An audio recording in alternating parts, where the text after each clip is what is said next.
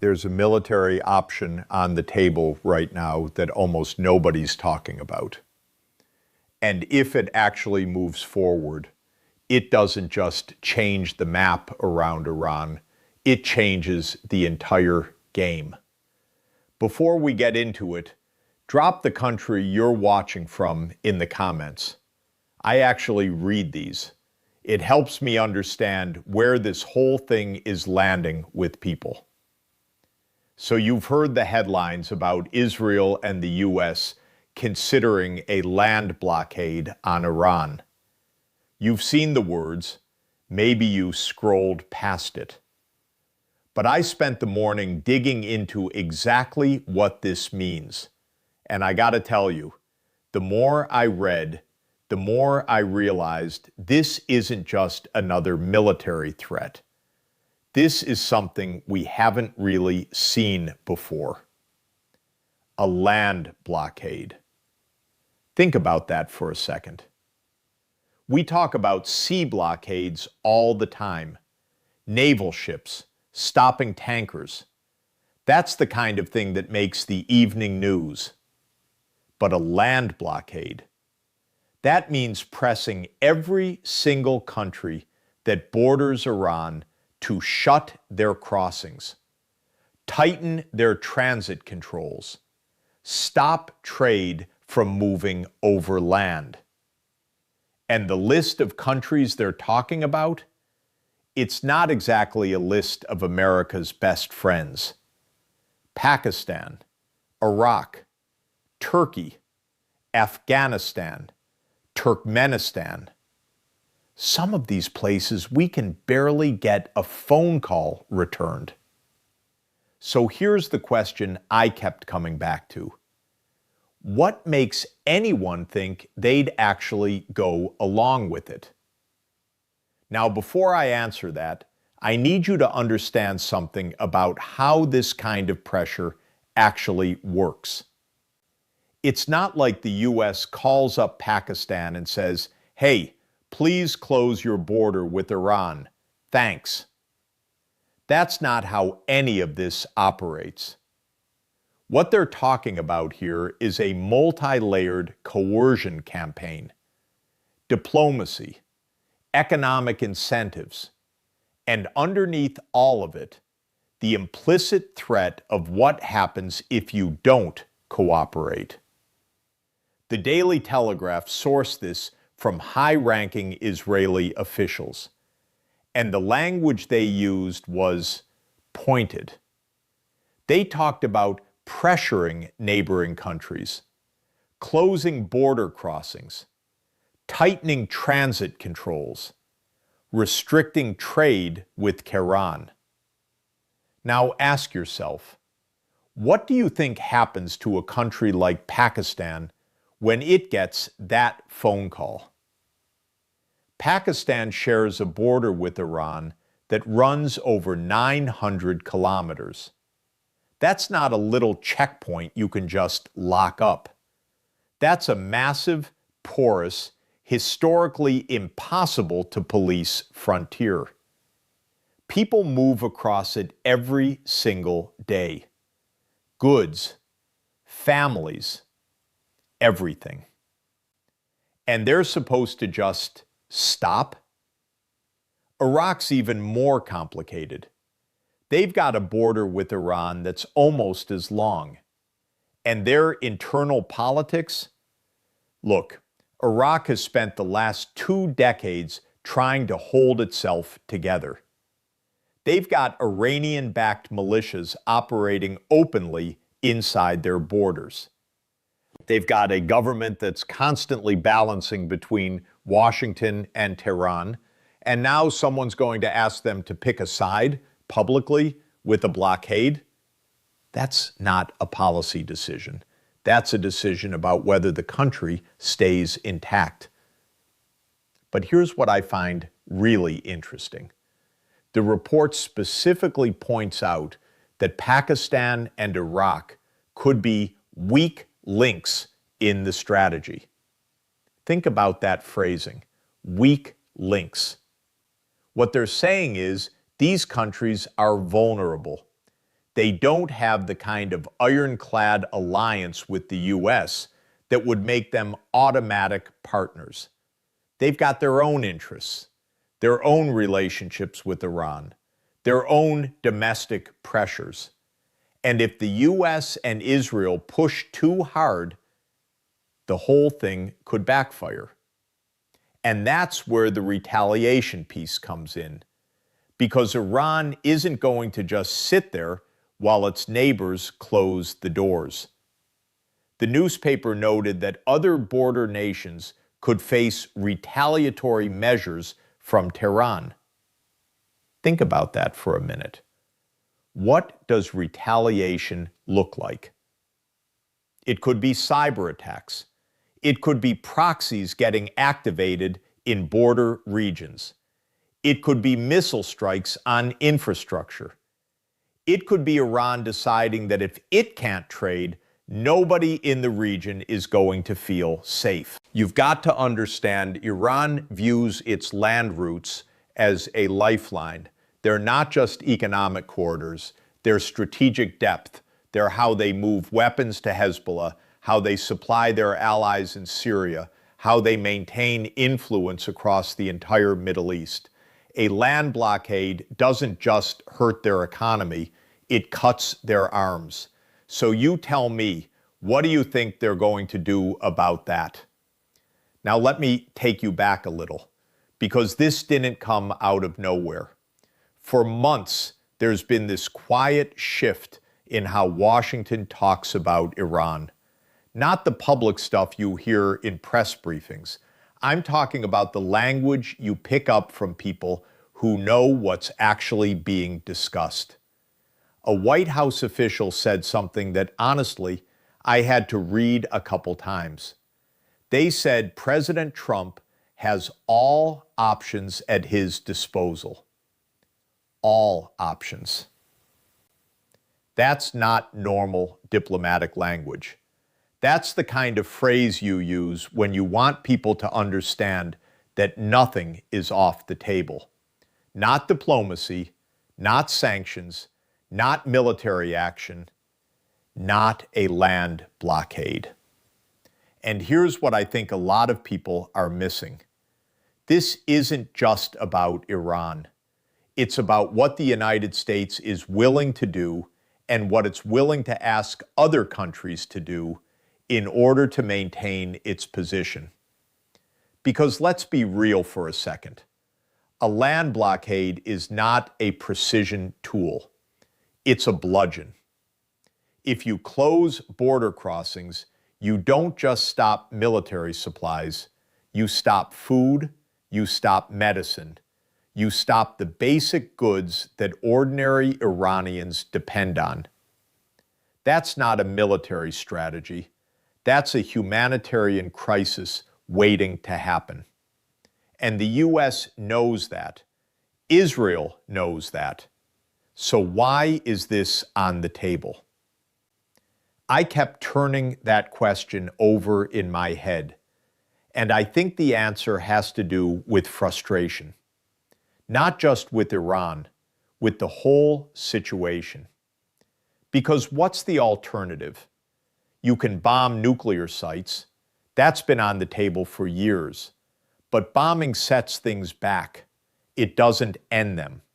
And the Iranian nuclear program has proven incredibly resilient. You can do cyber attacks, and they've done them. But cyber alone isn't going to stop a nuclear breakout. You can do sanctions, and they've done those too. But sanctions have been leaking for years. Iran's found ways to work around them. Overland trade routes through Pakistan and Iraq have been a big part of that. So now we're here, a land blockade, because someone thinks this is the option that finally works. But here's the thing I can't get out of my head. If the US and Israel decide to go down this road, they're not just making a move against Iran. They're making a move against their allies too. Think about Turkey for a second. Turkey shares a border with Iran. They're a NATO member. But they've also got a complicated relationship with the U.S. They've been buying Russian missile systems. They've got their own ambitions in the region. And you think they're going to just shut their border because Washington asks them to? That's not how Turkey operates. Or Afghanistan. The Taliban government controls the border crossings now. We don't even officially recognize them. But we're going to ask them to cooperate on a blockade? The more I think about it, the less this looks like a coherent strategy, and the more it looks like something else entirely. It looks like desperation disguised as leverage. Now, I want to pause for a second and talk about something that's easy to miss when you're reading headlines. And that's the internal political dynamic in Israel. The officials who leaked this to the Telegraph weren't just giving a briefing. They were making a statement. To who? To the Israeli public? To Washington? To Iran? When you leak something like this, you're not just informing people. You're sending a signal. You're saying, we are prepared to escalate. You're saying, the current military strategy isn't enough. And that tells you something about the mood in Jerusalem right now. There's a sense, I think, that time is running out, that Iran is getting closer to a threshold, that the window for decisive action is closing, and that if the U.S. isn't going to do what Israel wants, Israel might need to push harder for something else. But here's the catch. A land blockade can't happen without U.S. buy-in. Not really. The U.S. is the only country with enough leverage to make this stick. If Washington isn't fully committed, it's just words. And I want you to notice something. The White House official didn't confirm the plan. They just said the president has all options. That's a deliberate choice. They want the threat to hang in the air because that's the real game here. It's not about actually doing the blockade. It's about making Iran believe you might. That's the oldest trick in the book. And it's also the most dangerous. Because what happens when Iran doesn't believe you? What happens when they test the limits? What happens when one of those neighboring countries says no? And what happens to the relationship between the U.S.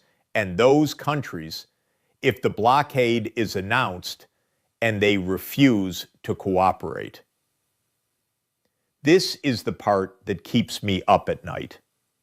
Not the blockade itself, but what happens when things don't go according to plan. Because we've seen this movie before. The U.S. makes a threat. The threat is supposed to force the other side to back down. But the other side doesn't back down. And then you've got a choice. Escalate or lose credibility.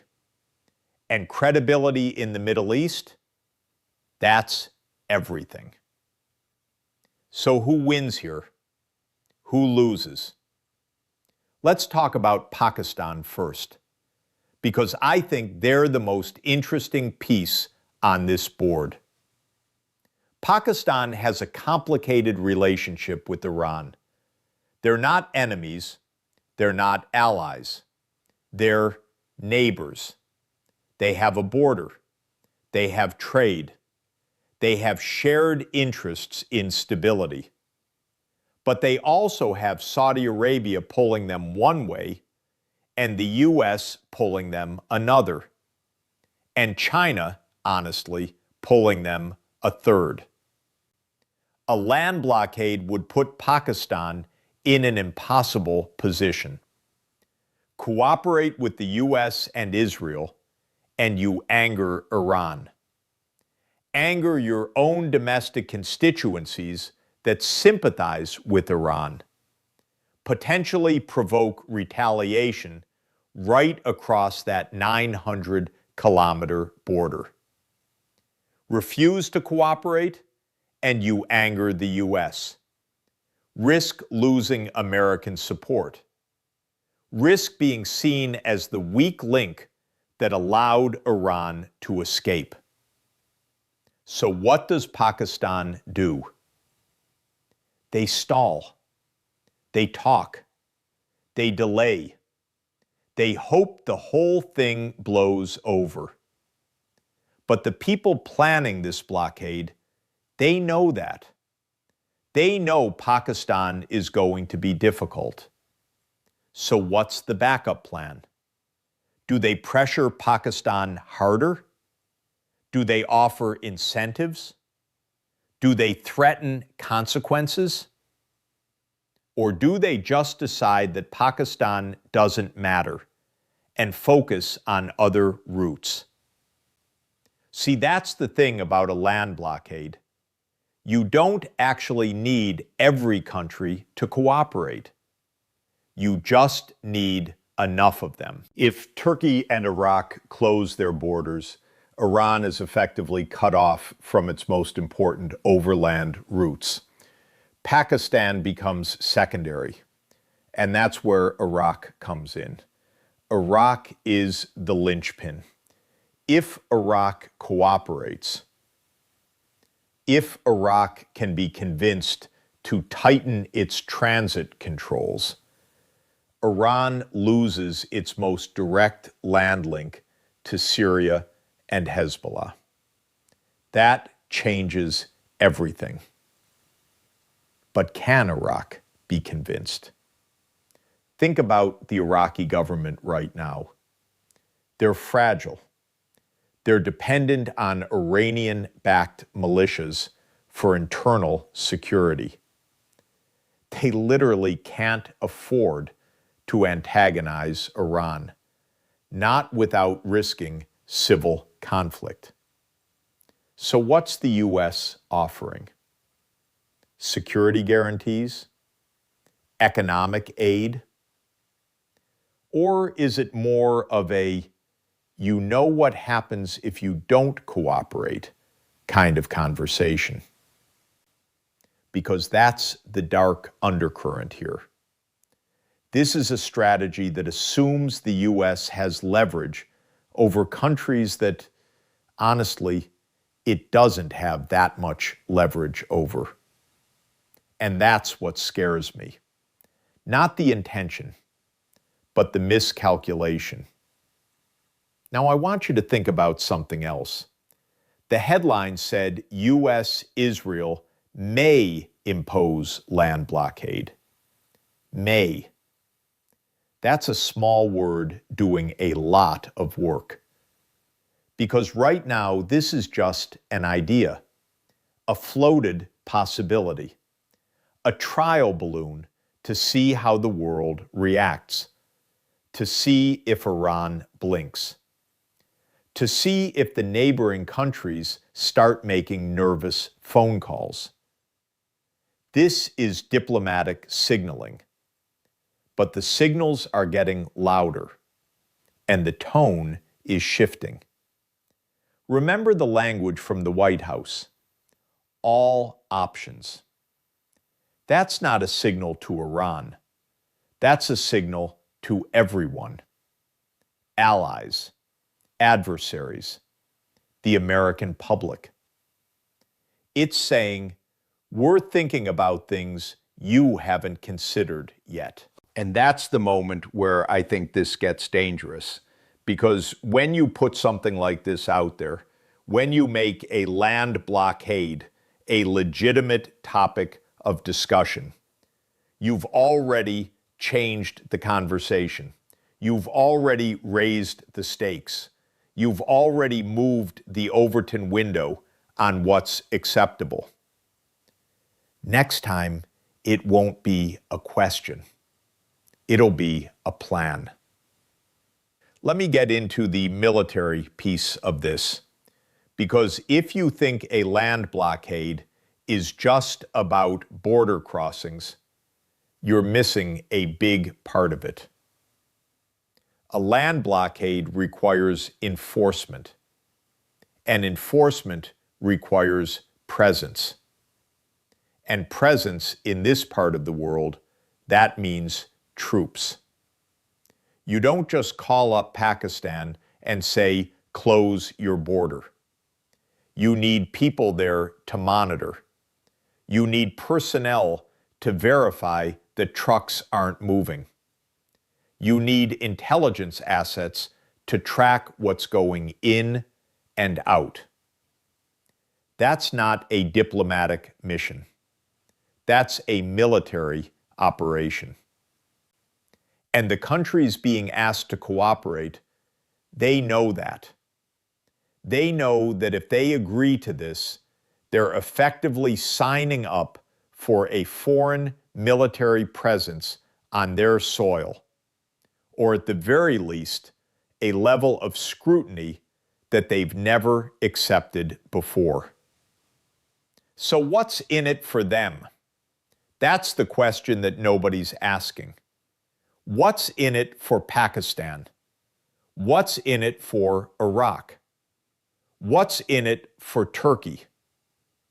Because these countries aren't just pawns on a chessboard.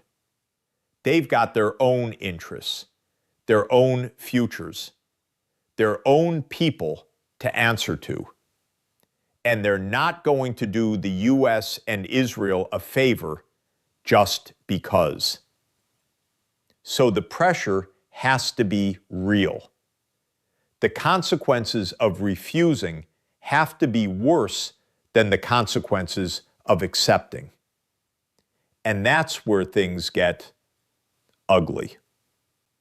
Because what does the US actually do to Pakistan if they refuse? Cut off aid? They've done that before. Sanction them? They've got Chinese and Russian alternatives now. Military action? Nobody's going to attack Pakistan over a blockade. So the leverage is limited. And that's the real weakness of this whole strategy. The US can pressure, it can threaten, it can offer incentives. But at the end of the day, countries like Pakistan and Iraq have their own calculations. And Iran is right there, right across the border.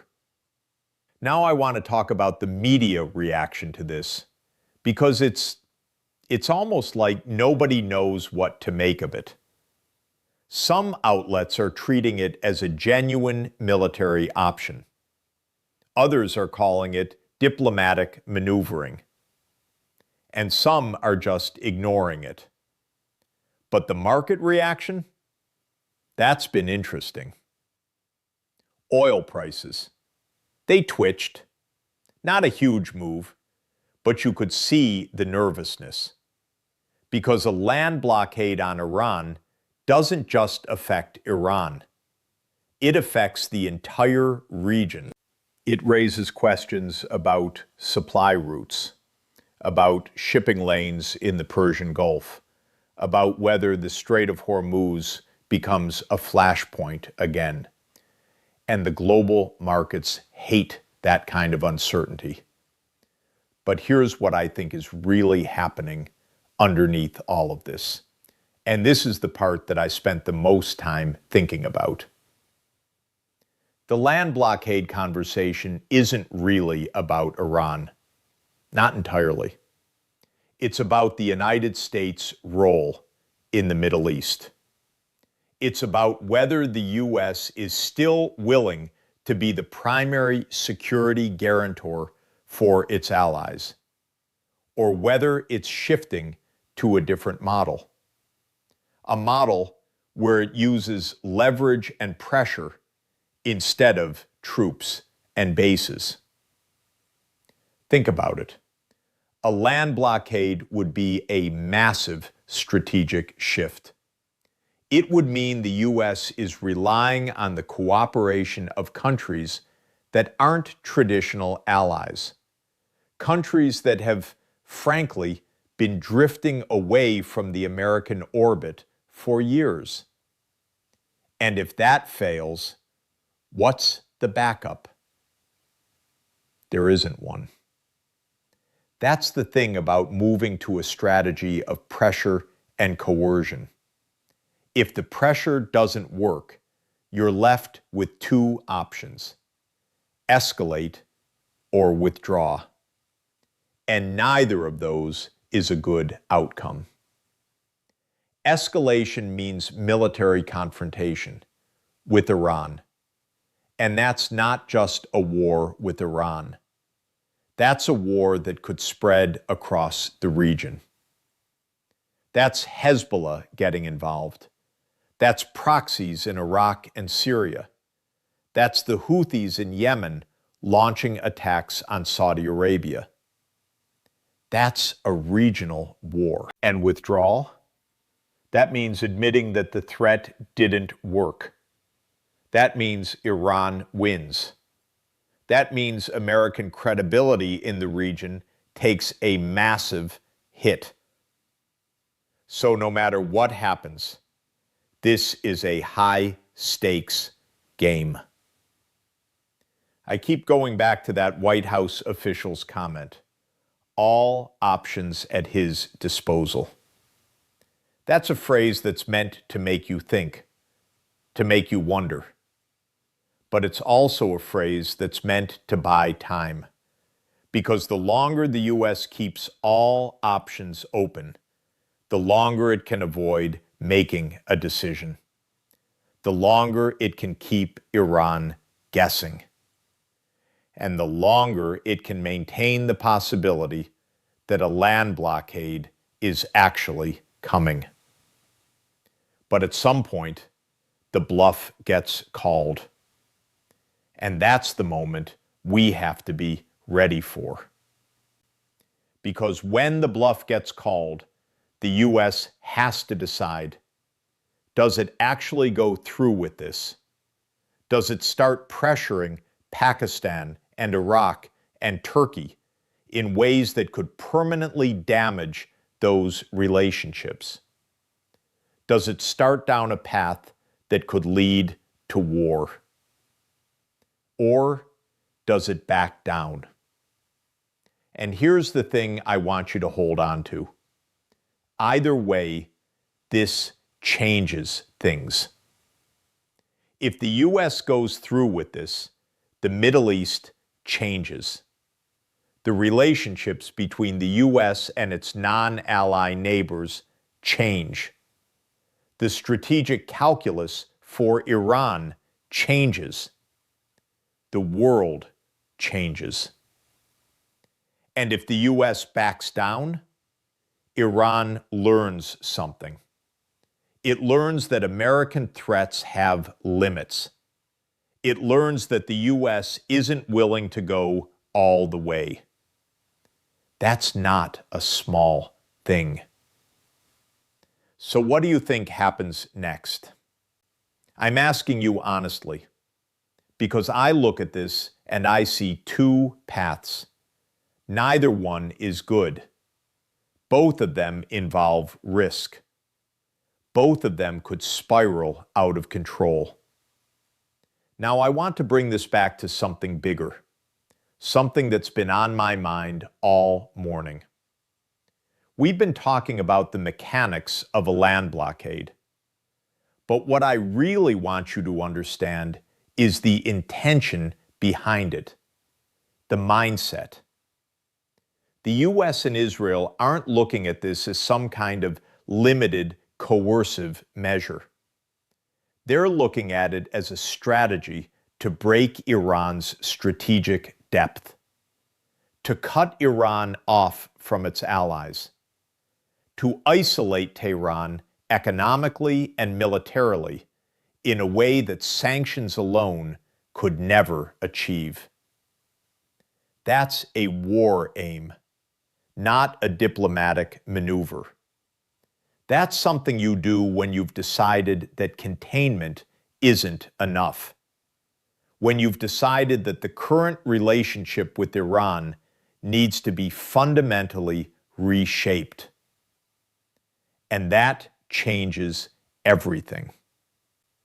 Because if that's the goal, then the blockade isn't the end. It's just the beginning. A land blockade is an opening move. And the follow-up moves, I don't even want to think about them. But I will, because that's what we do here. So let's talk about what happens after the blockade, supposing it actually happens. Supposing the US and Israel manage to get enough countries on board to make it work. Iran gets cut off. Its overland trade dries up. Its supply routes to Hezbollah and Syria are severed. Its economy takes a massive hit. And then what? Does Iran just accept it? Does it quietly pull back? Does it decide that the game isn't worth the price? Or does it retaliate? And I don't just mean militarily. I mean all of it. Cyber attacks, proxies escalating, missiles from Yemen, clashes on the Lebanese border. Iran has options, lots of them, and they're not going to just surrender. So the blockade doesn't end the conflict. It escalates it. And that's where I keep landing. This isn't a solution. It's an escalation dressed up as a solution. And the people who are pushing for it, they know that. They know this is going to provoke a response. They're counting on it because they believe that Iran will be the one that blinks first. But what if they're wrong? That's the question that's been haunting me. Now I want to talk about the global response to this, because it's not just about what the US and Israel do. It's about how the rest of the world reacts. China's got economic interests in Iran. They've invested in infrastructure. They've got a relationship. You think they're going to sit quietly while the US pressures Pakistan and Iraq to close their borders? Russia's got interests too. They've been building their own relationship with Iran, military cooperation, economic ties. They see Iran as a check on American influence. So what's Moscow going to do? What's Beijing going to do? They're not going to just accept a US-led blockade. They're going to push back diplomatically, economically, maybe even militarily through proxies. And that's where this becomes a global confrontation, not just a regional one. Because the US is asking other countries to choose sides. And in the multipolar world we live in, that's a dangerous thing to ask. Countries like Pakistan and Iraq don't want to choose sides. They want to balance. They want to keep their options open. They want to survive. And a blockade forces them to make a choice they don't want to make. That's not a strategy. That's a trap. And the ones who get caught in it, they're not the ones who started it. I want to come back to something I mentioned earlier, the internal political dynamic in Israel, because I think this is key to understanding why this whole thing is even on the table.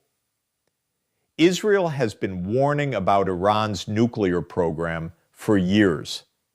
They've been pressing the U.S. to take stronger action, and they've been getting mixed results.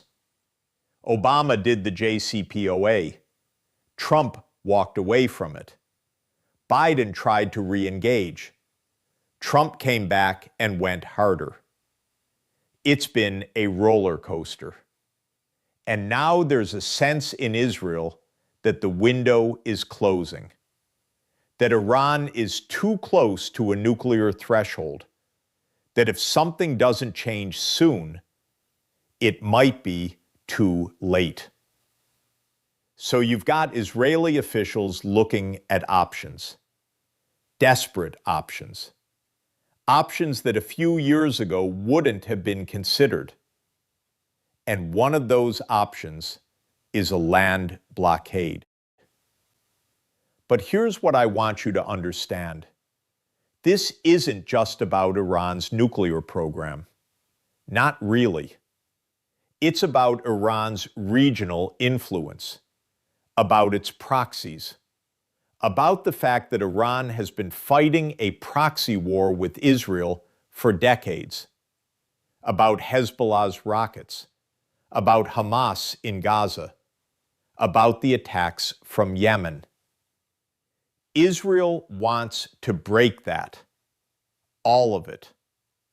And a land blockade, if it worked, would be a way to do that without a full-scale war. But without a full-scale war is doing a lot of heavy lifting. Because a blockade is an act of war. Let's not pretend otherwise. So where does that leave us? It leaves us here, having this conversation, watching as the U.S. and Israel float a strategy that could reshape the entire Middle East. And we're not sure if they really mean it, or if it's just positioning. And that's the most dangerous part of all, the uncertainty. Because when you're dealing with countries like Iran, uncertainty doesn't lead to de-escalation, it leads to miscalculation. Iran might interpret the talk of a blockade as a prelude to war, and they might decide to strike first. Not to start a war, to prevent one. To demonstrate that they're not going to be cornered. That's how wars start, not with a big decision, but with a small one, a miscalculation, a moment of panic, and then it's too late. Now I want to talk about what you can do with this information. And I'm not talking about marching in the streets. I'm talking about understanding. Because understanding is the first step. Understanding what's really happening. Understanding the stakes. Understanding that this isn't just another headline you scroll past. This is real. This is happening. These conversations are happening in Washington, in Jerusalem, in Islamabad, in Baghdad. And the outcome is going to affect everyone. Not just the people in those countries, but everyone. Because a conflict in the Middle East doesn't stay in the Middle East. It ripples. Oil prices, global markets, refugee flows, terrorist recruitment. The whole world pays for it. So when you look at this story, when you hear U.S. and Israel considering land blockade on Iran, I want you to remember what I told you today. This isn't just about a blockade. It's about whether the United States is willing to go to extraordinary lengths to contain Iran. It's about whether Israel is willing to push its most important ally into a conflict. It's about whether countries like Pakistan and Iraq can survive being squeezed between two powers. And it's about what happens when one side decides that the current status quo is unacceptable. So let me ask you one more time. What do you think happens next? Because I honestly don't know. And that uncertainty, that's what makes this moment so dangerous. The people making these decisions, they don't know either. They're guessing, they're hoping, they're betting that the other side will blink. And that's a hell of a gamble. One last thing before I let you go. Pay attention to this, not just the headlines, but the details underneath, the language, the positioning, the signals, because this isn't over, not even close. This is just the beginning of a conversation that's going to get a lot louder. And I'm going to be here walking you through it, step by step, because you deserve to know what's actually happening, not just what they want you to think. So watch for the next move. Watch for what Pakistan says. Watch for what Iraq does. Watch for the signals from Tehran, because the next thing that happens, that's going to tell us everything. I'll be back when it does. Thanks for listening. Thanks for staying with me. And stay sharp. This whole thing is far from settled.